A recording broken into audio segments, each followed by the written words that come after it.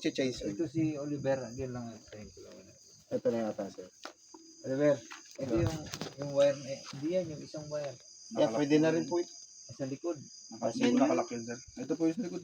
Ito pwede rin ito. Pwede. Hindi nakapatong dito yan. Doon ba sa loob? Oo, nasa loob. Sige lang. Pwede Asan naman yung po. change oil dyan? Oh, ito sir yung change oil dito po, bubuksan nyo to. Kailangan naabot siya dun sa pinaka sa pinakalabi niya. Yung trade sa loob, kailangan naabot dun yung oil. Tapos yung sunod po natin, ito yung release ng oil dito. Oo, yun yung papalit. Apo, para at least ano po, pag nag-change oil kayo. Ito yung ano. Unang 10 oras sir, change oil. Sunod every 100 hours na po. Unang 10 oras. Change oil. Yun lang naman sir. Yan, may oil na yan, ano? Apo, meron na yan sir. Hmm. Any diesel oil sir, pwede po. Ito pala sir, nagkamali tayo, motorcycle pala nasabi ko sa'yo. Oo, motor yun. Pang diesel po pala. Diesel oil. Oo. Hmm. Gagamit naman yan sa motor. Change oil nyo na lang po. Or palitan nyo po doon sa binilihan nyo, pang diesel.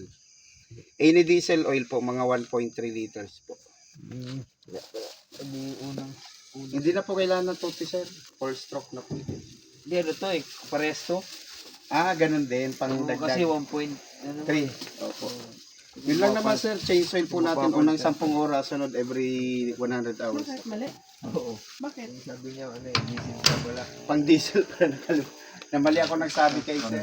Napalitan mo. Nasabi, oh, pwede naman pong palitan na sa ano. Ito yung sa battery, ano? Opo, yes po.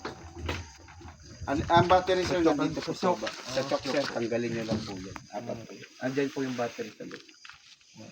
Chok ka. Ito mo Start mo i-try? nga. Hindi po, start ko po. Si Oliver. Gawin ko lang ma'am yung ano, receipt. Ah, sige po. Ano ba yung bata boy?